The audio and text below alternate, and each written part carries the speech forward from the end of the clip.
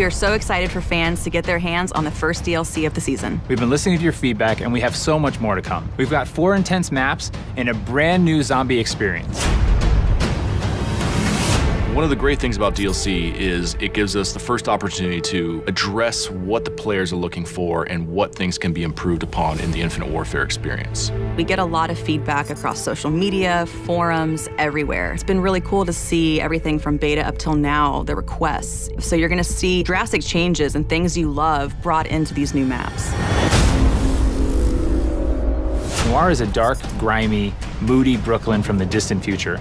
On one side, you spawn under the Brooklyn Bridge, which is kind of gritty. And then the exact opposite side of the map, it's a little bit nicer. There's cafes and parks. And then in the middle, it's just a war zone. Neon is a virtual training simulator for urban warfare. It's a Z-shaped map with a long sight line down the middle, a high B point up on a ledge, and a close quarters area in a nightclub in the 3rd lane.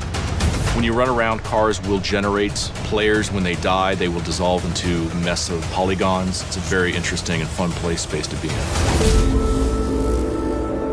One of the maps in DLC 1 that we are pretty excited about is called Renaissance. It takes place in Venice. It's a very tight quarters, very fast gameplay.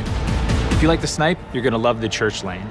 If you like to run and gun with your shotgun or your SMG, you're gonna love skating through the interiors and engaging players. And if you're a mobile mid-ranger, you're gonna love taking your assault rifle onto the streets. Another map we have is called Dominion, and it's a Modern Warfare 2 remake of the classic map Afghan. This time it takes place on Mars. Afghan is such a revered map, not just amongst the fans, but also among everybody at Infinity Ward. It has a lot of different identifiable landmarks that everybody can remember: the crash ship, the AA guns on the hill. And we knew it was kind of an easy transition over to Infinite Warfare's theater of war. And players can now boost jump up to the lookout and counter snipers with close range engagements.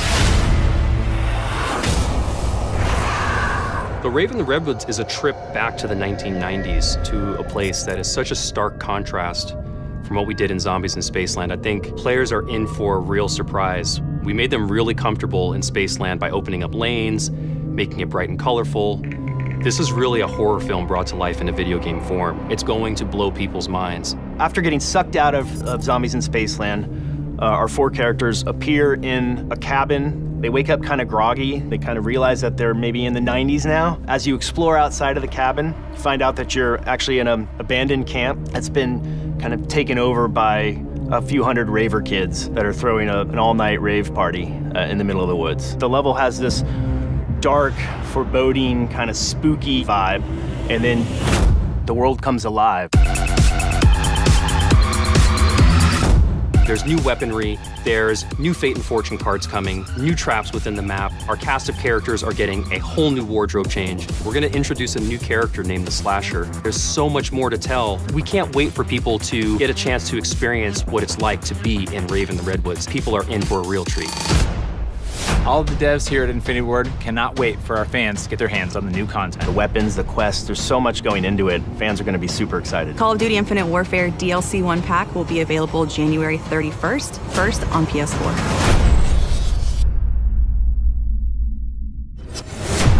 Get the season pass and receive $20 of bonus content.